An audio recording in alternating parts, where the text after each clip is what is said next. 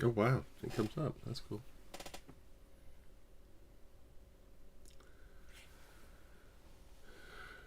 Give me a couple of minutes, folks. I'm just making sure everything's coming up.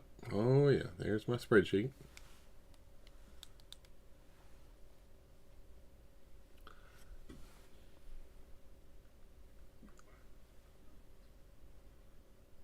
Ah, I do have audio.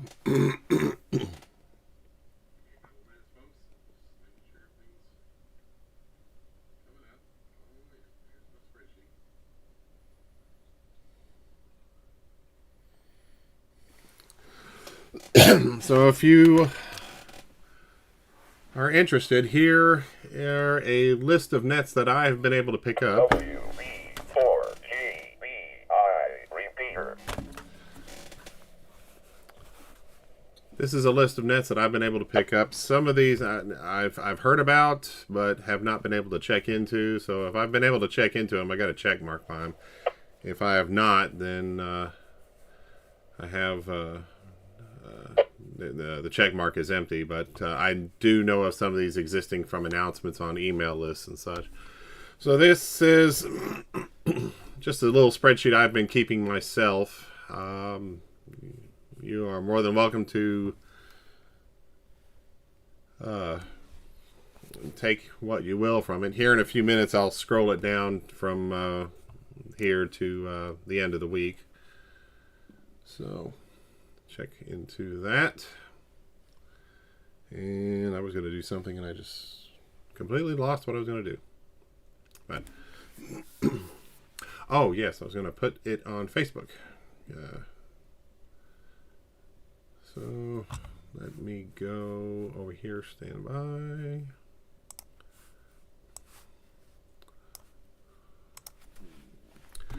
We're planning on talking about SKYWARN Recognition Day. Hopefully we will have it at the Morristown Weather Service this year. They are looking for volunteers. And if you can volunteer, please let us know.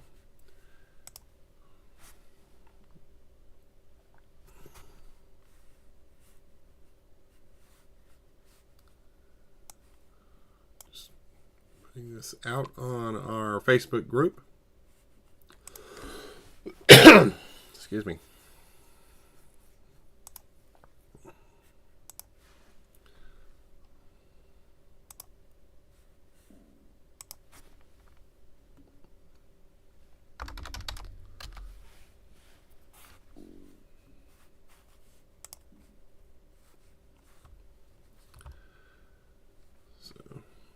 Here in a couple of minutes, I'll scroll down. If you want to get screen grabs or something like that, I can see about making this shareable if anyone's interested.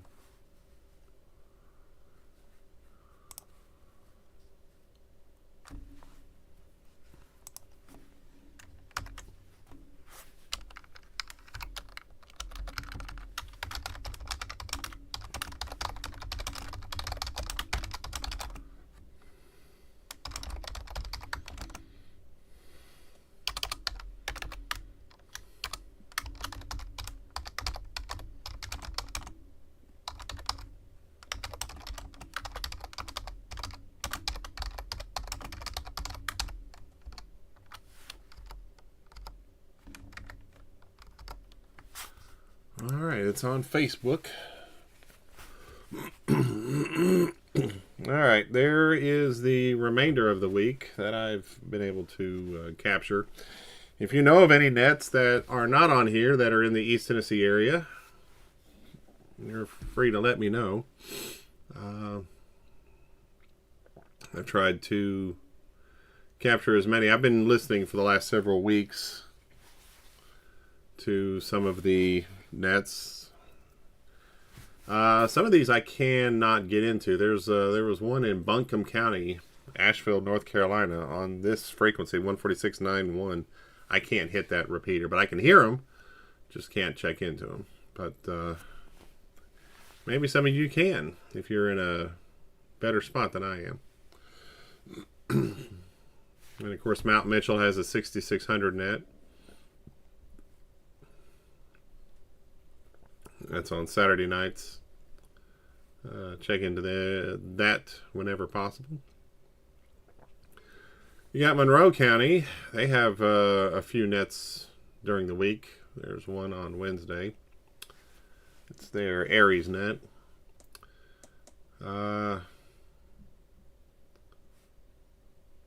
Oswald Dome, Polk County, Star Net.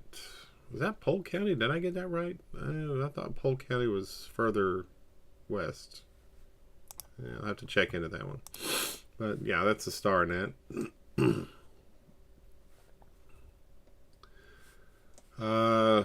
Blount County Aries is on 6625 on Thursdays. That's a temporary location, I think, until they I think they're working to go to a different repeater.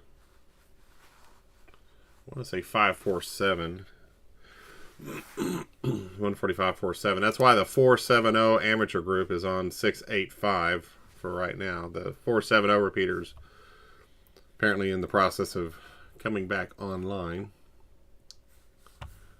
And let me put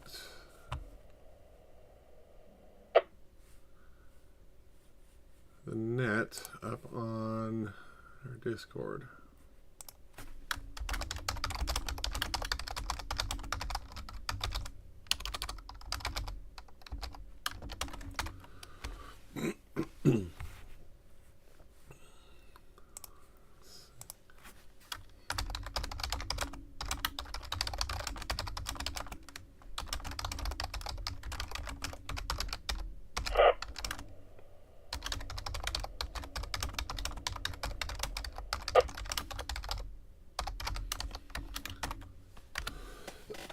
Excuse me, there we go. In fact, I better get me a... Oh. I got me a water right here. Awesome. Okay. Never drink a carbonated beverage before you call a net. Otherwise you will belch uncontrollably. Okay. It's funny when you're trying to call a net. Tornado warning scheduled for Knox County.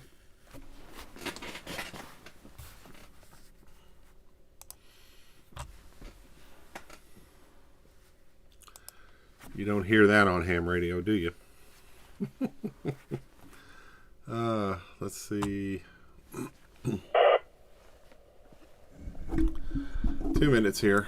So, just real quick, say hello to everybody. I'm waving. I don't know if there's anybody. Doesn't look like anybody's on the chat room or watching the video just yet. Probably catch this on the replay.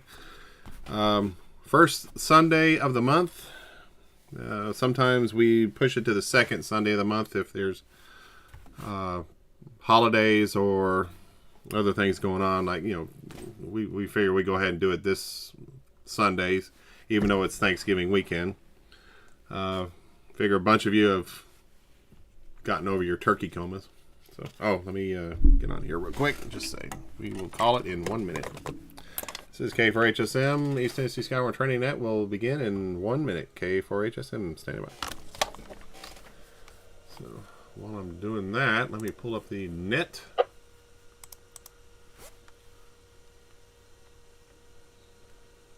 Preamble.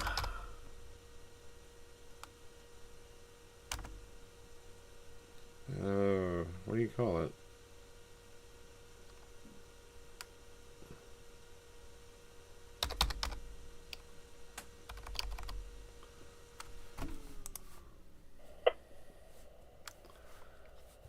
Okay, let me...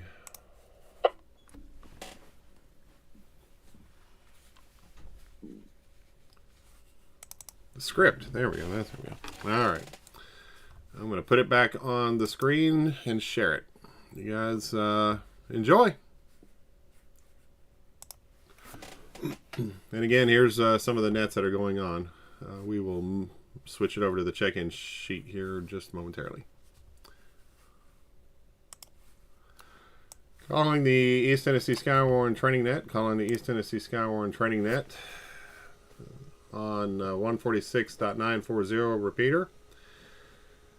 This is K4HSM, assuming net control is WX4TYS. I'm currently located in Knoxville, and this District 5 training net is currently on the 146.940 repeater. All traffic will be directed via net control.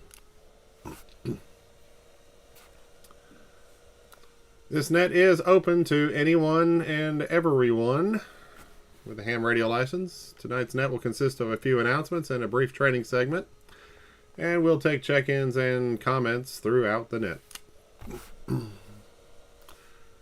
Are there any SKYWARN coordinators from District 5 on the frequency? If so, please check in and indicate if you have an announcement. This is WX4TYS. Hey, Greg and everybody on the net. This is AA4WX Josh and Maribel, System Coordinator. No traffic for the net tonight.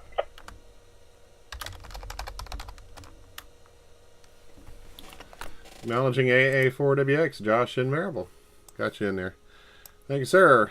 Any other check-ins from District 5 coordinators? Good. Net Thankfully. Control, good evening. This is Andrew. November 2, Alpha Lima, N2AL, here in Maryville. No traffic for the net this evening.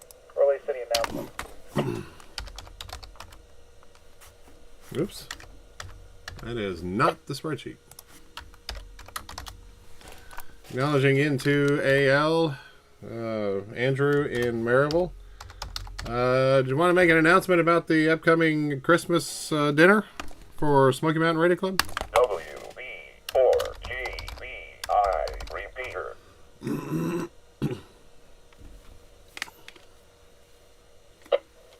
Yes, sir, thank you. Yeah, I'll go make an announcement real quick. The Smoky Mountain Amateur Radio Club will be having our Christmas dinner on Saturday, July the 14th, beginning at 5 o'clock. It's going to be at the Episcopal Church. July the downtown 14th? Maryville, right next to the fire department. Everybody's welcome to join. July? You go to w4olb.org and go ahead and sign up. Or you can look us also up on Groups.io. I'd say it's $10 for dinner. It's being catered by Cracker Barrel. And the club's going to pay for the rest. So let's say it's $20. You're just paying for 10 and we're doing the rest. But yeah, come one, come all. It's definitely a family event. But yeah, if you don't care, just go over to w4olb.org or look us up, Smark on Groups.io. Go ahead and sign up, just so that way we have a head count so we can give the Cracker Barrel so nobody doesn't not have dinner. And Greg, thank you for that. I believe that's all the announcements that I have for this evening. While I'm at it, Spark, we will not be having a club meeting here in December due to the holidays and such. So our Christmas party is usually what we consider our meeting. Say 73s. I'll send it back over to you, Greg, and thanks for letting me make the announcement. This is N2AL. All right, thanks, Andrew. What was the date on that again? The date is Saturday, December the 14th, and I actually took that day off, so I won't be eating out mid Christmas party like I did last year. All right, copy that. I appreciate it, and appreciate you. Thanks much. All right, any other District 5 coordinators on the frequency? If so, call now. WX4 TYS, anyway.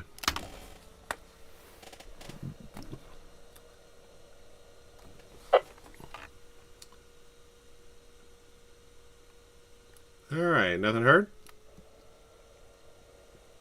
Thanks for the announcement there, Andrew. We'll have another announcement here in just a moment.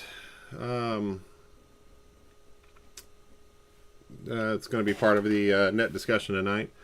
Are there any coordinators from other districts that wish to check in?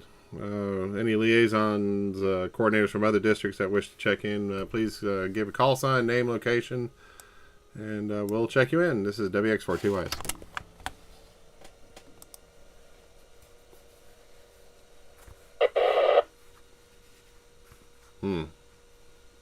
Heard something. I wonder if there's a band opening. Let's go find out. All right, nothing heard? Doesn't look like it. All right, we'll start taking some check-ins here, and we'll do it throughout the throughout the net. When you do check in, please give us your call sign followed by your name and your location. Give us your call sign phonetically. International phonetics are preferred. We'll go one at a time, and then we'll begin the training segments. This is WX4 TYS. Check-ins call now.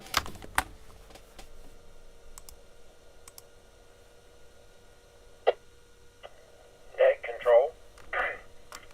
Please check in Whiskey 8, Bravo Romeo Delta, W8BRD, Bill, New Market. No traffic, just checking in. Thank you for being there. All right, Bill got you in there. W8BRD in Newmarket. Also, by the way, in case anyone's has trouble hitting the repeater, we're also on YouTube. So, if you go to YouTube and just look up East Tennessee SKYWARN Training Net, you should be able to find the live stream.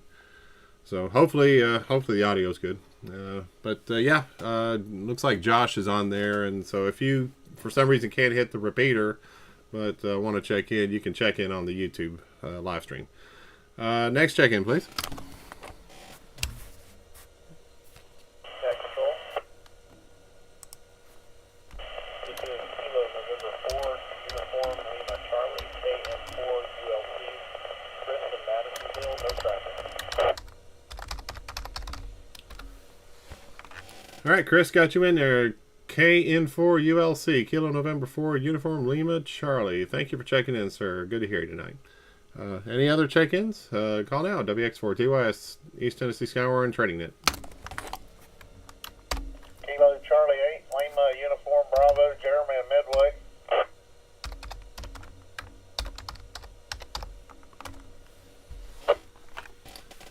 Jeremy got you in there. KC8LUB. I'm sorry, where did you say you were located?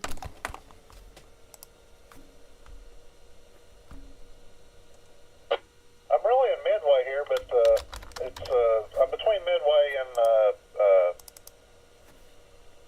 Straw Plains is the area I'm at here.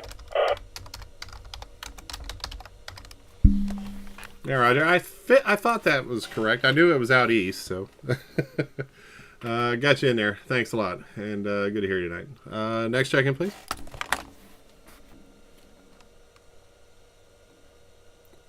It's weird watching myself on the live stream. I've got it up on my big screen TV. Control. Uh-oh. Net Control, this is Kilo Quebec 4, Quebec Charlie Juliet, KQ4 QCJ, Caleb and Tellico Plains. Acknowledging Caleb in Tellico Plains, KQ4QCJ. Got you in there tonight, Caleb. Thanks for checking in, and good to hear you. Next check-in. Sorry about that.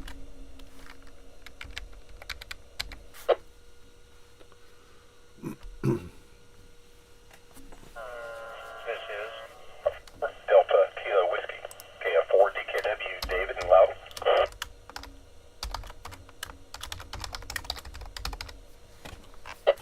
Okay, David, got you in there. KF4DKW. There was another station in there. I'll get you in just a second here. Let me get my spreadsheet updated. Got you there. KF4DKW, David and Loudon. Got you in there. The other station I was trying to check in, go. Oh, this is Kilo 4, Bravo Charlie Lima, K4 BCL, Brian in Oak Ridge.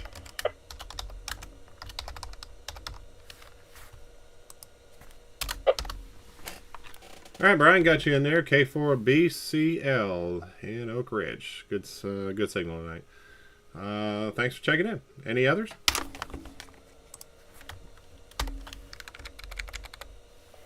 This is Kilo Golf 4, Golf Mike Uniform, KG4 GMU, Norm in West Knoxville. Good evening to the net. Acknowledging Norm, KG4GMU, Golf Mike Uniform, Norm in West Knoxville. Got you in there. Thank you, sir. Good to hear tonight. Next check-in. This is WX4TYS, East Tennessee SKYWARN District 5 Training Net. Anyone, anywhere.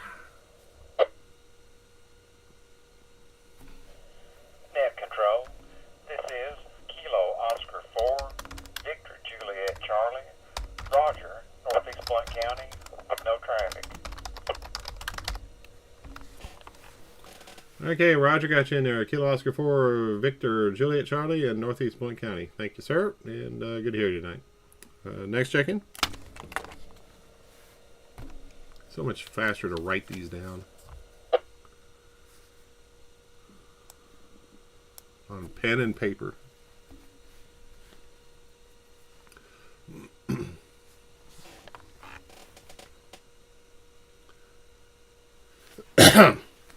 All right, nothing heard. Kind of quiet. We understand that. It's a holiday weekend wrapping up. Some people are probably still on vacation. Others are probably recovering from a turkey coma.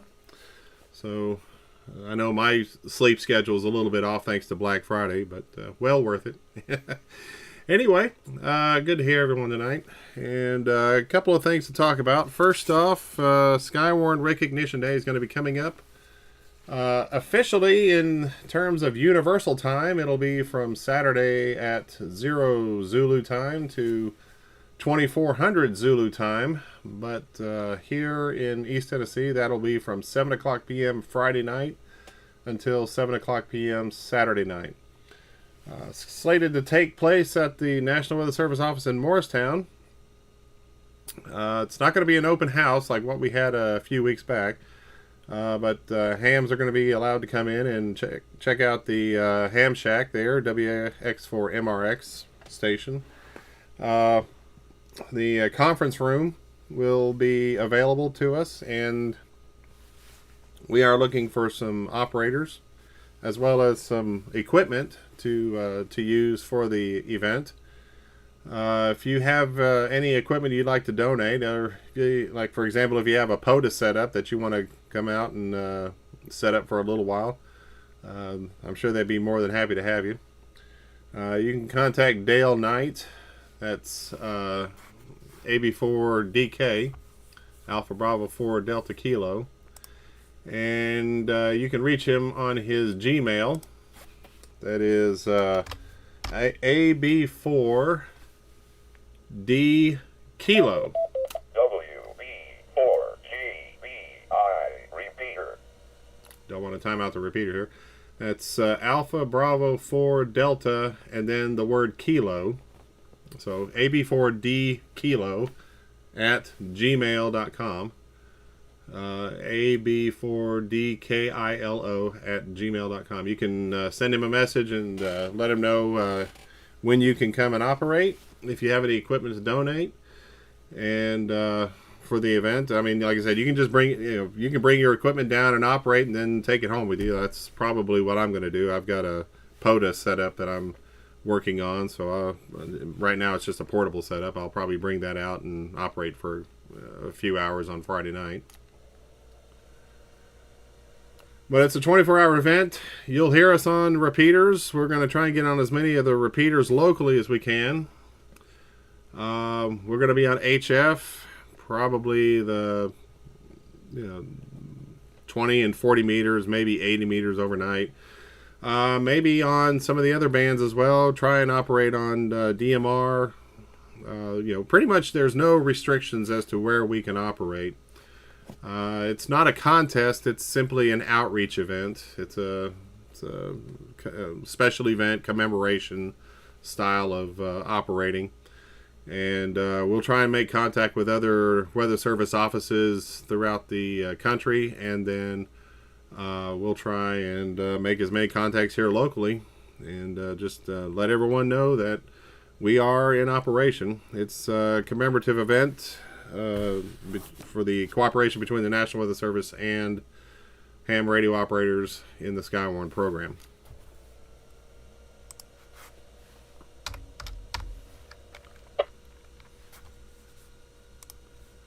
You can find out some more information. It's on the web. It's going to be at weather.gov. That's G-O-V, like government. Weather.gov. Not the .com. That takes you someplace else. Weather.gov/Alpha Romeo X-Ray, ARX, and then another slash, and that'll be SRD. So You may be able to Google it, but weather.gov/ARX/SRD.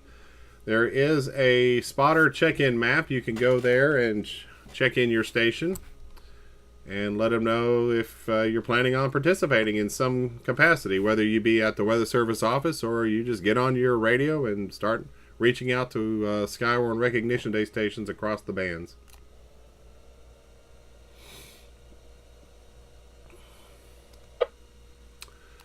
And so with that, is any questions or comments about it? This is WX4-2IS, SKYWARN Recognition Day discussion.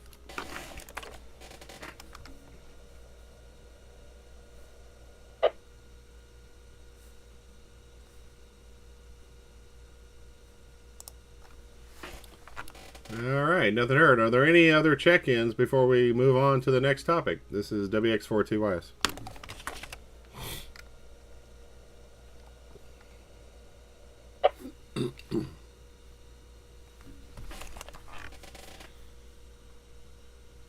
Alright, nothing heard.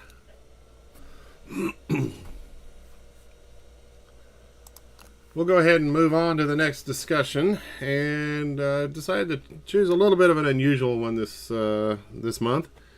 I think a lot of us know how to prepare for winter weather. So, of course, winter has not officially started. That'll be in just a few days before Christmas when the winter solstice hits.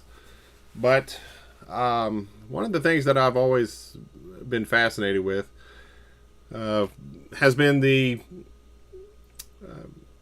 people that I've talked to over the years and how they gauge how severe the winter will be based on reading certain animal behaviors, certain I guess you would call it mountain weather, meteorology, if you will, where you can take certain animals and judging by how they look or how they behave, will tell you if it's going to be a bad weather or not, bad winter or not, if it's going to be mild. So I was going to bring up a few of these here that I've been researching over the last few days. I'm sure if you've got a few more that you know of or have heard, absolutely share them. It's quite fascinating. And sometimes maybe there is some truth to it, and we'll discuss that here in just a second here. But one of the more common ones I've heard, especially over the last several years, has been about checking out the patterns on woolly caterpillars. There is a belief that the woolly bear caterpillars that we have in the area, they may have less color before a cold winter has been this has been around since colonial times, that they check the patterns on a woolly caterpillar, and the less color there is,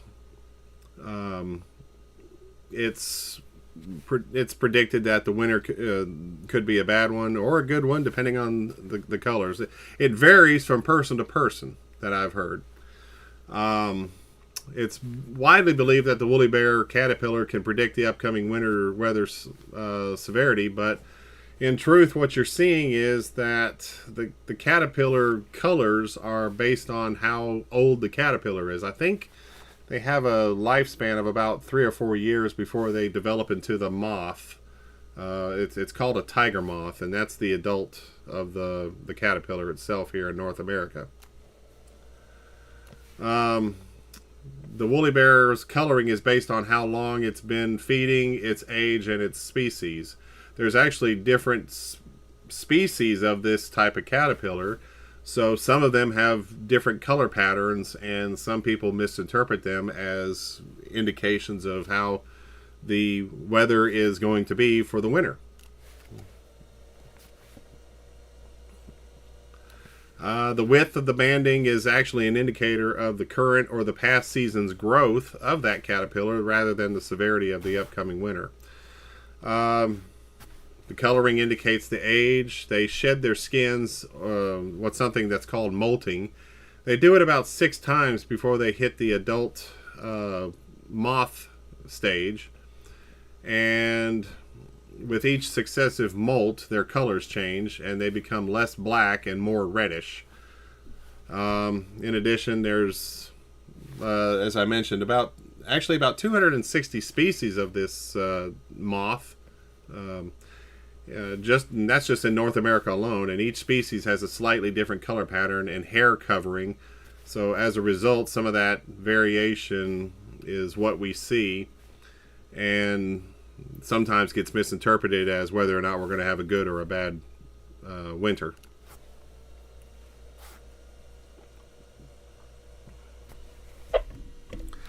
All right, the source on that one I got it from was the National Weather Service out of La Crosse, Wisconsin. So if you're interested in learning more about that, check them out. Anybody got any comments on that or questions or wants to challenge that notion? They're more than welcome to. This is WX4TYS.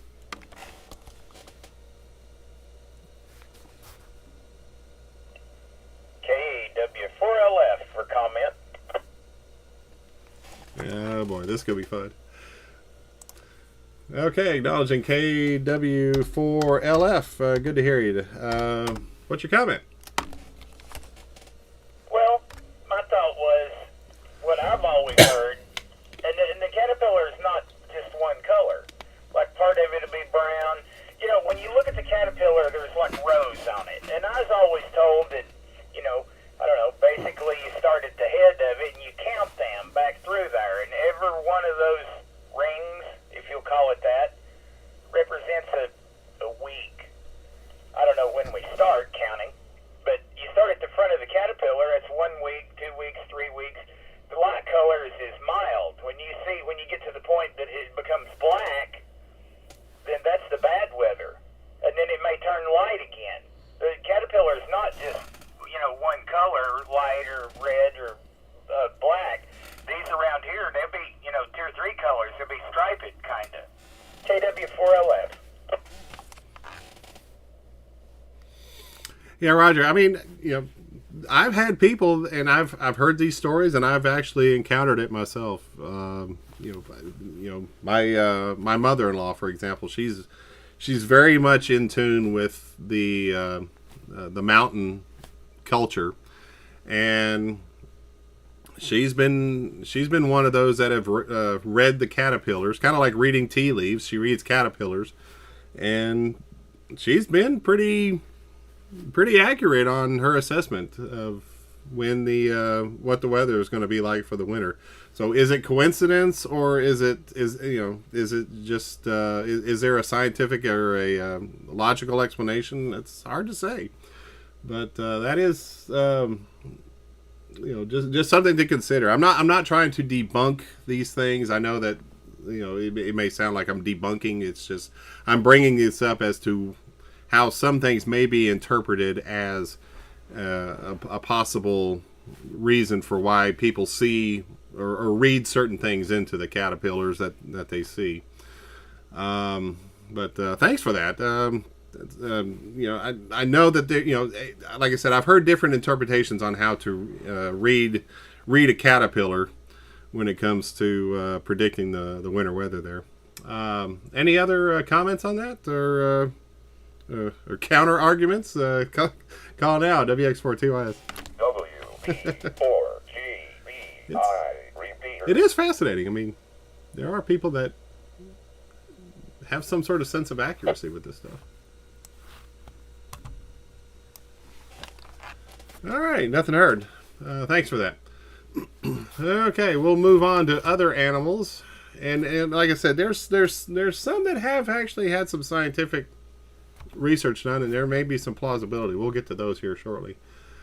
One of the other ones that we have is groundhogs.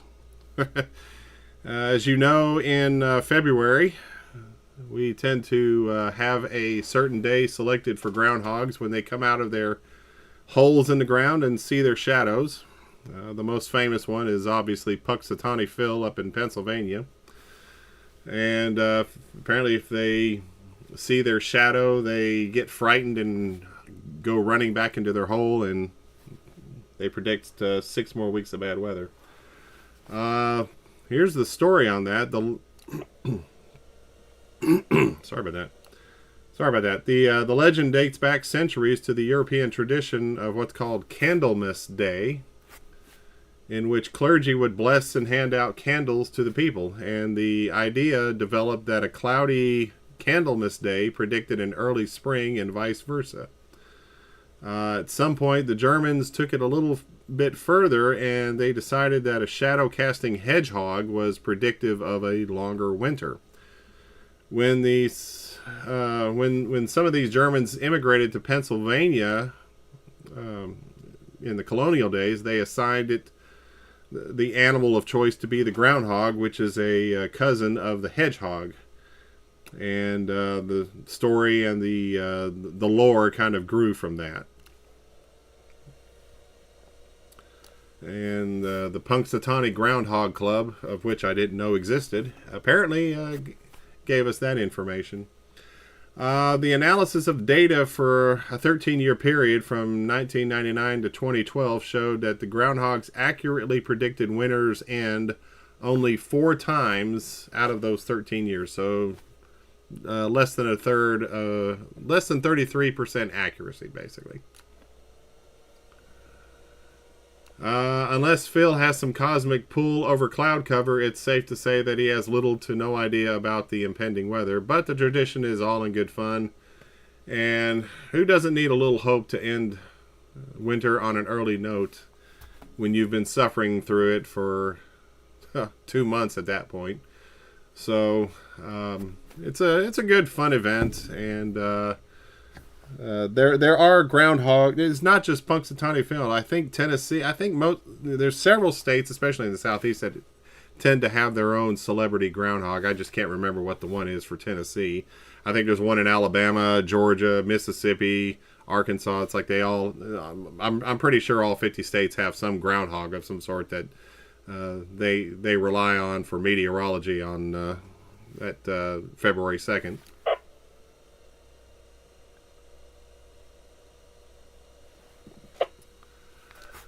Is there any comments or questions on that? WX4TYS. KW4LS. Yeah, go ahead. Okay, the southern, you're probably right about there being several states that has them. I know Ohio has one. I know North Carolina has one. I've not heard of Knoxville having one, but they probably do. But the southern groundhog that I'm familiar with, and is the one that's called General Beauregard Lee. Yeah, I've heard of that one. He lives down there somewhere south of Atlanta, and I think his prediction rate is a little bit better than the Yankee groundhog is. But I think I can kind of consider him the official groundhog of the South. Anyway, his name's General Beauregard Lee. KW4LF, back to you. Yeah, I have heard of that one there. Yeah, it's General Beauregard Lee. I actually did a quick search here.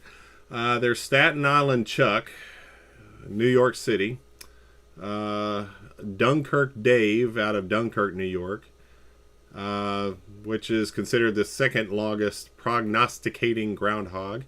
You got easy for me to say, Octorero Orphy from Quarryville, Pennsylvania. I think Punxsutawney Phil should just have it all. Buckeye Chuck is in Ohio.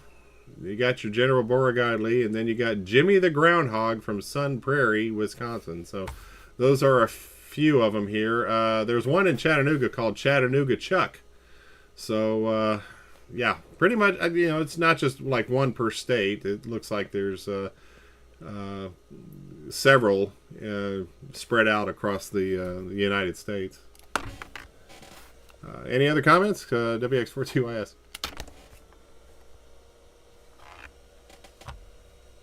Buckeye Chuck. They all call him Chuck for some reason. That's weird. Not sure why they all call him Chuck. That's weird. You got Punxsutawney Phil. Everybody, Buckeye Chuck and Chattanooga Chuck and Staten Island Chuck. That's kind of disturbing. All right, we'll move on. One other method of indicating the type of winter we're going to have has been looking at squirrels' nests and the locations that they're in. There's a long-held lore that observing squirrel nesting patterns can predict how severe the coming winter will be. If the nests are predominantly, easy for me to say, located high in the trees, one would suspect that winter weather will be exceptionally harsh. Whereas lower nests tend to indicate milder temperatures are on the horizon. There's not really been that much scientific evidence to prove one way or the other. Almost all squirrels and studies on squirrel behavior have been inconclusive. And it seems like squirrels are just picking whichever is the best part of the tree to put their nest in, and no matter how high or low off the ground it is, as long as it makes them happy, they tend to put that into effect. Now, some other factors that are in consideration in these studies are the abundance of food, the location as it relates to, in the urban, or how close they are to population, the makeup of the trees themselves. Are they in an oak tree or a pine tree, or whatever kind of tree it is? And also the predatory species that are in the area that may affect them: owls, coyotes, other animals, hunters with 22 rifles. I mean, these things can come into play on that. So, in short, there's not really been any clear sign from any multitude of studies that they tend to go higher above ground, indicating a harsher winter. Again, it just seems to be coincidental that they may choose a higher tree because they feel safer from predators, and it's and depending on the type of tree, it may provide a much warmer climate for them inside the tree when they set up their nests. I got that off of a website based out of Canada, as well as another website called How Stuff Works. Any comments? Now there's another thing about squirrels too. Like if you hunt them and you get one and you check the fur, and it's a very thick fur, they say that may be indicative of bad weather as well. But again, just like everything else mentioned so far, it's been inconclusive.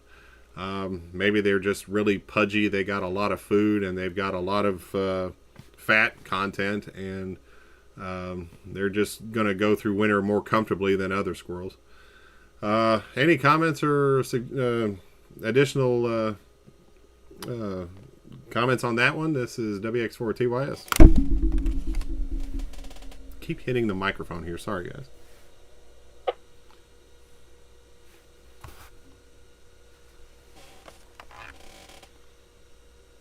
All right, nothing heard on that. Well, we'll shift it a little bit from just the winter weather, but we'll talk about some severe weather as well. A combination of rain and or snow based on certain animals' behaviors. There has been some discussions that sheep and cattle tend to cluster together and huddle up before rain or snow. The tale that farmers have sworn by for centuries insists that sheep have a sixth sense, and they are alerted to approaching rain or snow by gathering in tight groups so that they can stay warm. Incidentally, doing it also makes them easier for them to be herded. But there's, again, been nothing conclusive that it's related to the severity of a storm. It just seems to be typical behavior. Although there is some belief that barometric pressure changes can cause some animals to adjust their behavior a little bit differently. And I'll talk about that here in just a second. But I've seen this myself. I've seen sheep and cattle tend to gather before a rainstorm. Not necessarily before a snowstorm, but pretty much they seem to do it whenever there's any kind of weather that may be coming through the area. It's not just huddling up for warmth whenever it starts to get a little chilly. WB4GBI repeater. Another one is that wolves tend to howl when a storm is approaching. So it's a myth, or considered a myth, that's centered around the belief that approaching storms bring a massive change in air pressure, which causes discomfort to the wolves or any canine breeds. There are some breeds out there that have wolf in them, or maybe considered descendants of wolves, but they howl as a means of relieving the pressure out of their ears. Kind of like how we tend to yawn whenever we want to relieve the pressure in our ears. Like if we're going up to the mountains and the change in pressure causes our ears to get a little clogged, we tend to yawn or chew bubble gum or something like that to try and get our ears to pop so that the pressure is relieved. Nothing really conclusive that it's an indication of bad weather approaching, as wolves tend to howl for several reasons. Sometimes it's to signal an alarm to their pack. Sometimes they're in mating season.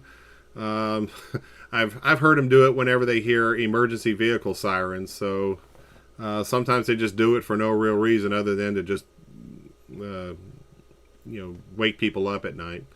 So again, it may be something that they do as a means of signaling alarm to their pack that maybe bad weather is coming, but nothing's been concluded on that front. Any comments on that? Or anything so far? This is WX4TYS.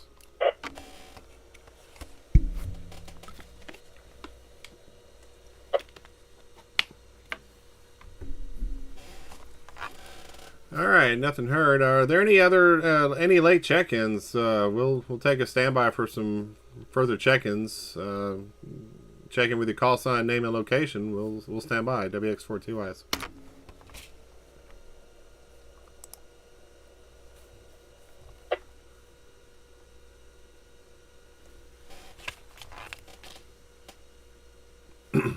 All right, nothing heard.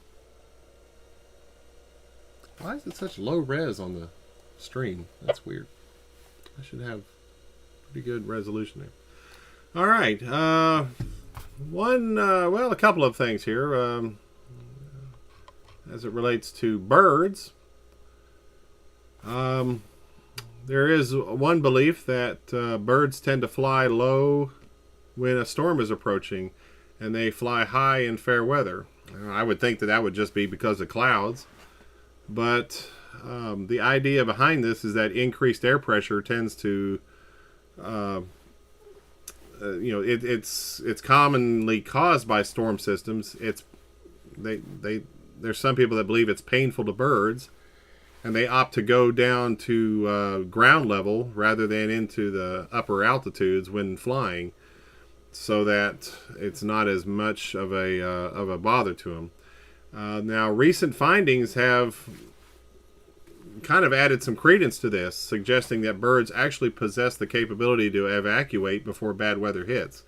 Scientists have studied a group of Tennessee-based golden-winged warblers and documented that the birds flew south in advance of a devastating tornado, and then they made their way back a few days later when everything settled. The scientists were hypothesizing that the birds were using infrasound, or like a low-frequency noise, coming from the approaching storm days in advance, and were able to get out of town before the tornado struck. This ability to detect this so-called infrasound helps them to settle on migration patterns, because they can identify treacherous weather far before they can see it. Kind of like a low-frequency weather radar. Also, there's a biologist, his name is Dr. Jim Cooper, who has noted that waterfowl or most any kind of birds, they have air sacs in their bodies that allow them to detect slight changes in barometric pressure, and this may be what warns them of approaching storms. So some hunters also believe that birds such as turkeys feed heavily up to a couple of days before a storm because they know it's coming, and it would allow them to wait out a storm and resume feeding after it passes. So there very well may be some credence to those hypotheses that birds tend to be good predictors of weather. There are studies that have taken place for it, and again, there could be some credence to it. And you know, because we just had Thanksgiving, we'll talk about turkeys. We'll talk turkey here. Turkeys tend to stay in their roosts. Did you know turkeys can fly? They tend to stay in their roosts up in the trees most often during bad weather. They're more likely to move around in the middle of the day when it's warmer. And they also look for areas that lose snow pretty quickly where they can scratch for food. They may go south or towards a south-facing portion of a hill or a ridge that tends to catch more sunlight. They may huddle together in the edge of some fields. They may mingle with livestock if the natural food sources are covered by snow. And when they vocalize, they tend to do it on days with less wind and temperatures in a certain range, and a high barometric pressure.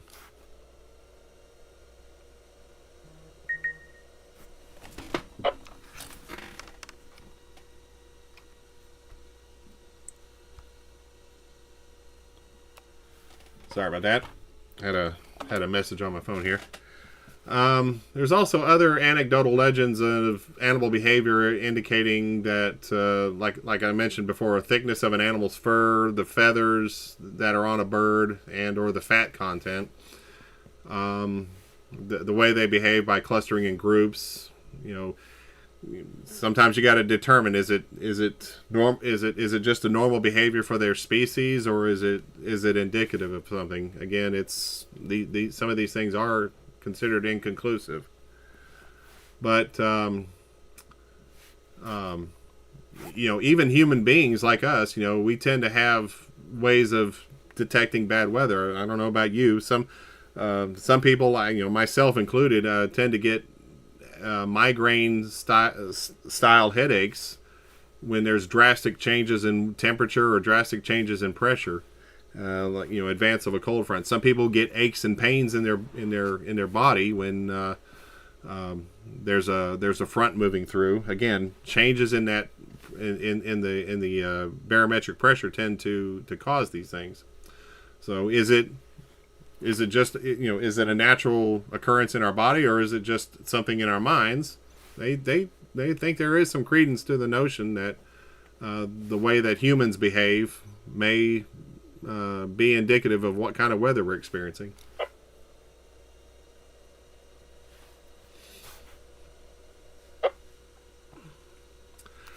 There are a couple of scientific discussions about animals and weather. One of them, believe it or not, is how many times a minute a cricket chirps, believe it or not. I may have just said that again. The cricket's chirp can determine the temperature based on how many times a minute it goes. There's actually a formula for that. It's a relationship known as Dolbear's Law. It was named after Amos Dolbear, who was a physicist, American physicist. And he wrote a book in 1897 called The Cricket as Thermometer. And the chirp to temperature relationship, and he has this equation. There's several numbers into it. And one other way, there's this big long equation, but what you can also do is you count the number of chirps in a 15-second range, and then you add 37. It's supposed to tell you within a pretty good reason the current temperature in degrees Fahrenheit. So if a cricket chirps 30 times in 15 seconds, and you add 37 to it, it should be 67 degrees. So, if y'all want to try this out, you're more than welcome to. I don't know if I would have time to sit here and find a cricket and then try to discern his chirps versus another cricket. If I go into a cluster of crickets, it could be just a nightmare for that.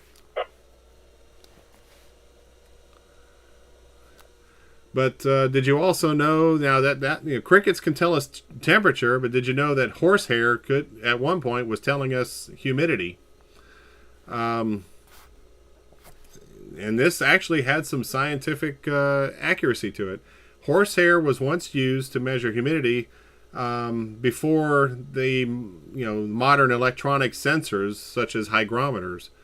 They were called hair hygrometers, and it consisted of a horsehair glued to a couple of holders. And as the hairs were stretched, they either stretched or they contracted from the humidity. Any change in the length was taken as a measurement of the relative humidity, and it was actually considered pretty accurate. Now, what horse they used or what kind of hair they used off that horse, I have no clue. It didn't tell me. But I got that information off of a website called Storm Geo. WB4GBI repeater. So there is a little bit of credence to animals being able to help us in meteorology. And there may be some credence to bird behavior and severe weather and or bad weather in the immediate future. But as far as being able to tell long term if it's going to be a bad winter or not, I think the jury's still out on that one. But again, like I said, a personal story from my end is I've got a mother-in-law who's done the woolly caterpillar method for many a year, and she's been fairly accurate with it. Is it coincidence, or is it just her knowledge of the way nature works? I guess only she knows for certain. But that's just some of the examples here. Have anybody? I guess you'd call these like mountain weather, mountain meteorology. I don't know what the correct term would be. But I was wondering if anybody else had heard of any kind of similar things where certain animals could be predictive of a weather event or a weather situation like that. WX4TYS will be standing by.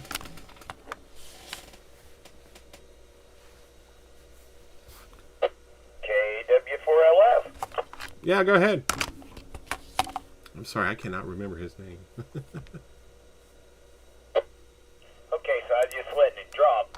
Okay, back when I was in high school, this was back in the early 80s, we had an economics teacher. This was here in Sevier County, okay?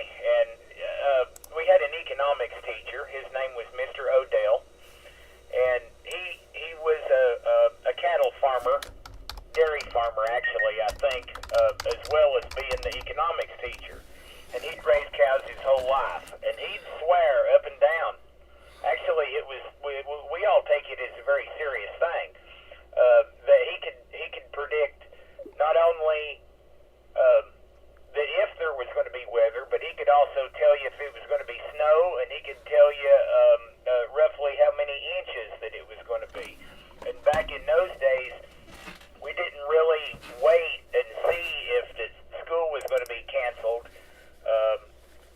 We just asked Mr. Odell the day before, and he could tell us according to how his cows was huddled together or where they were laying down, and he could even tell which way the storm was coming because all the cows are facing the same way. And you were talking about barometric pressure. Well, a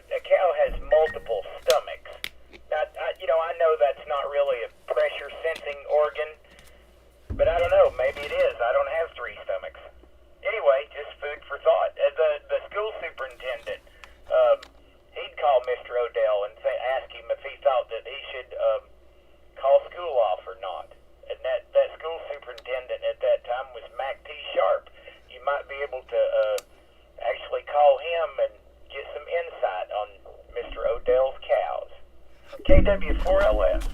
Victor South. K4HSO. Again, yeah, that very well may be it. Yeah, I mean, multiple stomachs. I mean, some people question how many stomachs I have, but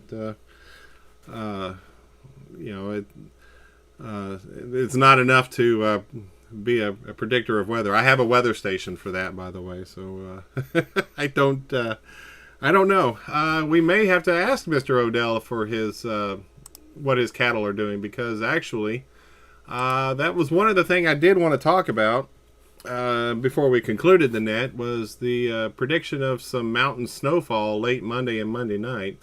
So I'll talk about that here in just a couple of minutes. But real quick, was there anybody else that had any other tales of such things that would that might be of interest? And we'll take a standby here. WX42YS.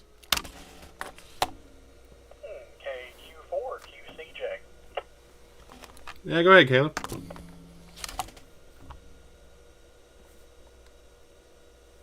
I was letting it drop there. But kind of on the same lines as squirrel nests, one of the ones that I've heard quite a bit here in the mountain area is the height of hornet nests. And it's indicative of the amount of snow that's going to fall during the wintertime. The higher the hornet nest is, the more snowfall there's going to be, and it seems to hold fairly true, although with the caveat that it may just be one big snow and that's it. But that's another one. I held off on it until the end because I didn't know if you might have it on your list or not. But anyway, back to net. KQ4QCJ. WX42S. No, I actually had not seen that one. I did several searches and I hadn't come across that one. But that is fascinating. Have to check into that. There may be some. I mean, we're always finding stuff out every day about animal behavior, and this very well may be one of those things that we just don't have the complete knowledge of. So. But that is something I hadn't heard before, but I'll check into that. Any others? WX42YS.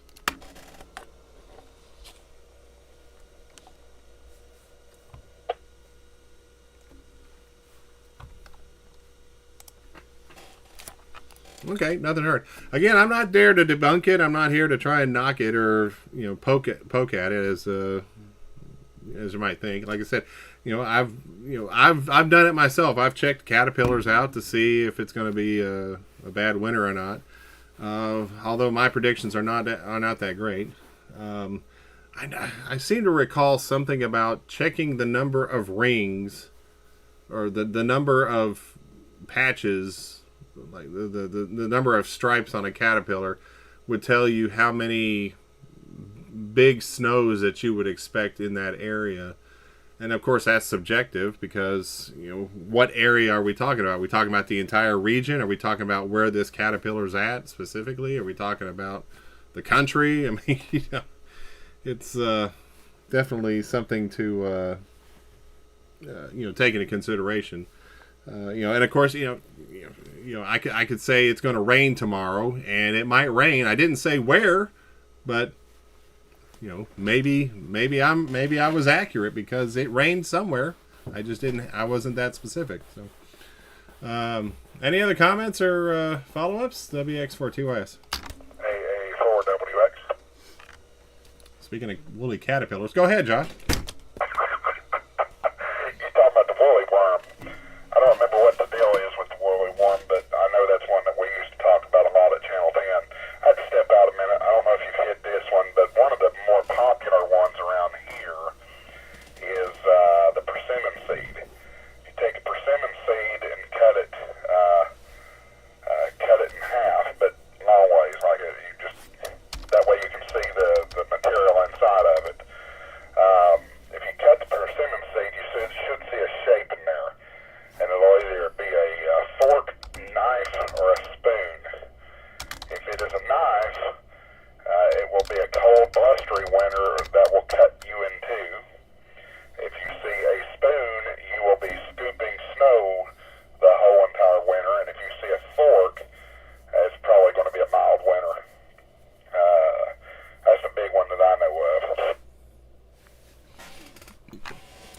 I remember something about that, and you may have been the one that told me about it. So, no, the discussion was on animals, but yeah, fruits and veggies. I honestly didn't take that into consideration. But yeah, that maybe there's something to that as well. Does anybody have any comments on that, or any other lores of fruit and veggie animal behavior, animal, vegetable, mineral behavior?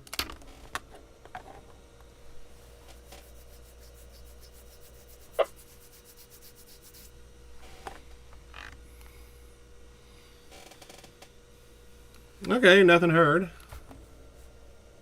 Thanks for that, Josh. That was a good one. I'd forgotten about that one. Like I said, I've heard it from somewhere. Like I said, it might have been you. So have to go back and check. But thanks a lot for that. All right. Before we wrap things up, I'm going to give a weather report about the possibility of snow. But before I do that, one quick standby for any late check-ins. If there's any late check-ins to the net, call now. WX4 TYS District 5 SKYWARN Training Net.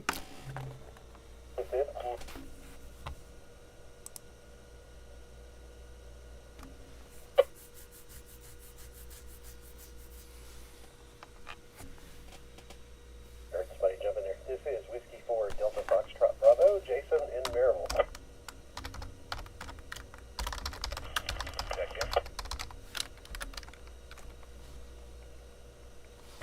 Okay, got WB4GBI repeater. got you in there, Jason. W4 DFB in Maryville. Who's the other check-in? Kilo Juliet 4 Sierra Victor Bravo Paul, Knox County.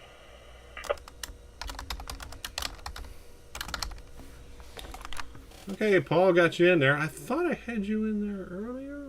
Oh, no, that was somebody. Okay, sorry. Got you confused with another station, similar letters. All right, got you in there, Paul. Thanks much.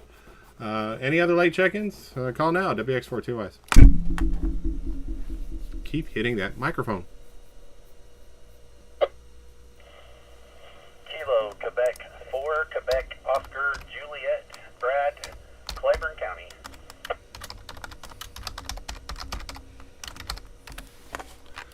I got you in there, Brad. Kilo Quebec 4 Quebec Oscar Juliet.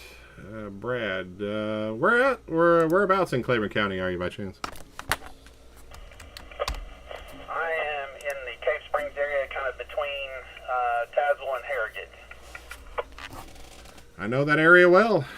Thank you very much. Yeah, my grandmother, or excuse me, my great grandmother used to live up there in Swanee. They're just across the highway from LMU, so I'm pretty familiar with that region there. So my sister-in-law lives up in Tazewell, so we drive up there several times a year. So good to hear you tonight, Brad, and thanks for checking in. Any others? WX4TYS.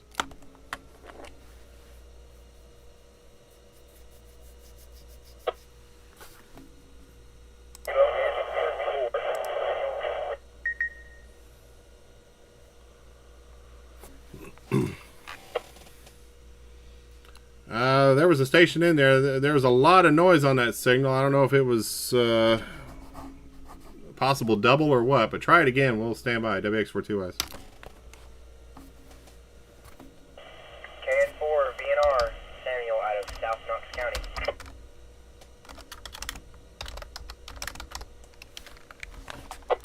Roger that. Kilo November 4 Victor November Romeo. Is that correct? That is correct.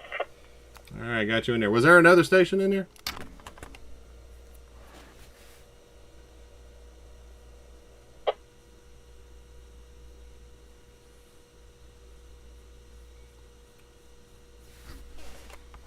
All right, nothing heard. If you're watching us on YouTube and you want to check in, you can check in there. I think we're also. I've got it posted to Facebook too. If you want to post your name and call sign there, I'll check you in after the net. Just keep everybody aware of what's going on for this week as far as weather is concerned. Haven't checked the latest on cattle or sheep or woolly caterpillars, but just to let you know, snow is expected to develop late Monday and Monday night. This is the last update that I have, so this could change, of course, as we all know. Things tend to change at a moment's notice. Snows will develop late Monday and Monday night across the mountains of far east Tennessee and southwest Virginia. Probably the Smokies is what they're referring to. Maybe some of the Cumberland Mountains up there in Claiborne and Campbell counties too. Travel conditions will deteriorate Monday evening and night due to ice and snow covering roadways, mainly areas at or above 3,000 feet sea level, above sea level. Monday night, snow will develop across far east Tennessee in the mountains of southwest Virginia from late Monday through Monday night. Snowfall is expected to be around 2 to 4 inches across the Smoky Mountains, with up to 5 inches in the highest elevations. Across the rest of the higher elevations of southwest Virginia and east Tennessee, snowfall is expected to be between 1 and 3 inches. Again, travel conditions will deteriorate Monday evening and night due to ice and snow covering the roadways, mainly above 3,000 feet elevation. No hazards, impacts, or timing was noted. Wind chills will drop into the single digits to near 0 degrees across these higher elevations. If you're planning on doing some travel, or if you happen to be listening and you plan on traveling back to East Tennessee, or have family that is traveling back, then definitely make them aware of this, because this could get a little treacherous Monday night into Tuesday. Snow is forecast mainly for the higher elevations above 3,000 feet. Here in the valley in Knox County and surrounding should not be that much of an issue. Some of the mountaintops, maybe some of the communities in the higher elevations may be affected. I would almost guarantee that Newfound Gap Road will be shut down, probably in advance of the storm. I know that today was the last day of access to Klingman's Dome Road before the winter. They shut it down on December the 1st. So that's just a normal activity. It'll reopen April 1st, I do believe.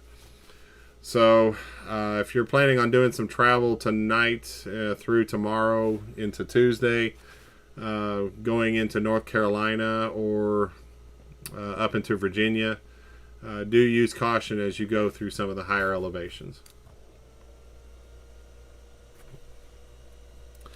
There's a planned update at 6 a.m. tomorrow morning, and if things change, obviously we'll probably find out then.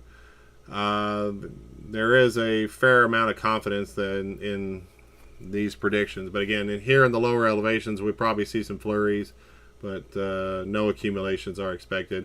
Some of the higher areas near the Kentucky state line, Campbell, Claiborne counties, Scott counties, those areas may get some snow, especially in the higher elevations. Maybe some dustings in the lowers.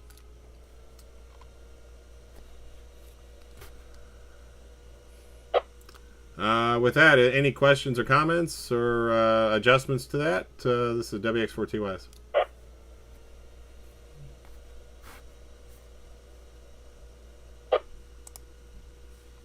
All right, with that, we'll begin to close down the net. Last call for any late check-ins. Please call now, WX4TYS. Anyone, anywhere.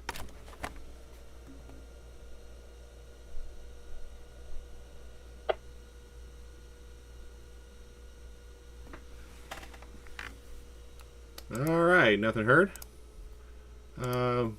Fairly good net tonight. Low turnout. I did expect that because of the weather, or because of the holiday rather, not because of the weather. But understandable. So hopefully you had fun. Hopefully it was informative and a little entertaining. But had a good. Let's see. Let me check the number of check-ins we had. Final count was 18. So Or no, 17, including myself. All right. So with that, we'll begin shutting down the net. As a reminder, we hold this net the first Sunday of the month at 8 p.m. on this repeater. The next planned net will be January the 4th, 2025. Or I'm sorry, check that. January 5th, 2025. That's on a Sunday. January 5th. So be sure to tune in for us at that point. And hopefully we'll see you this Saturday, or Friday night, Saturday. I'll probably be there Friday night, maybe into the overnight hours for a little bit. I've got some plans on Saturday, so I probably won't be up at the weather service. If you're interested in coming up and checking it out, you're more than welcome to. Again, it's not an open house, but they will open it up for hams to come in and operate and participate. So starts at 7 o'clock Friday night, and it continues on until 7 p.m. Saturday night. So it's a full 24-hour event. As long as we have radios to talk on. So with that, this is WX4TYS closing down the East Tennessee SKYWARN Trading Net. It's 9:07 local time. Thanks to Tim Berry, WB4GBI, for the use of the repeater, and you can visit our website at etskywar.com for the latest information on further events. You can also join us on Discord. We have the link on our website. And we are now returning our repeater to normal use. This is K4HSM. Thanks, everybody, and have a good rest of the week. Good night, Greg. AA4WX. Thank you, sir. K4HSM. All right, folks, I'm going to... Greg, if the woolly worm has a face like a Wookiee, you better go buy your bread and milk. W4DFB. Oh, God, that's the worst Wookiee.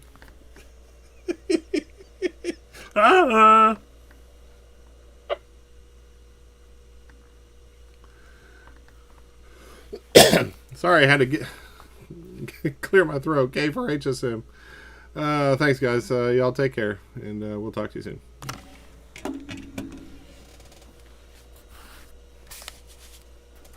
Oh, Lord. I should never, ever do Wookiee impressions. So, anyway. With that, you guys hopefully you enjoyed the net. Hopefully it was informative and entertaining. And I'm going to go ahead and stop the stream right now. Thanks to everybody, and we'll see you hopefully Saturday or Friday night into Saturday if you plan on coming up to the weather service in Morristown for the SKYWARN Recognition Day. And hopefully it is a mild winter. I could always use a mild winter. So we'll see. We'll see what the caterpillars, horses, cows, birds, and other animals say about it. But hopefully you all have a good winter. Have a good Christmas coming up. And a good holiday, however you spend it. And we'll talk to you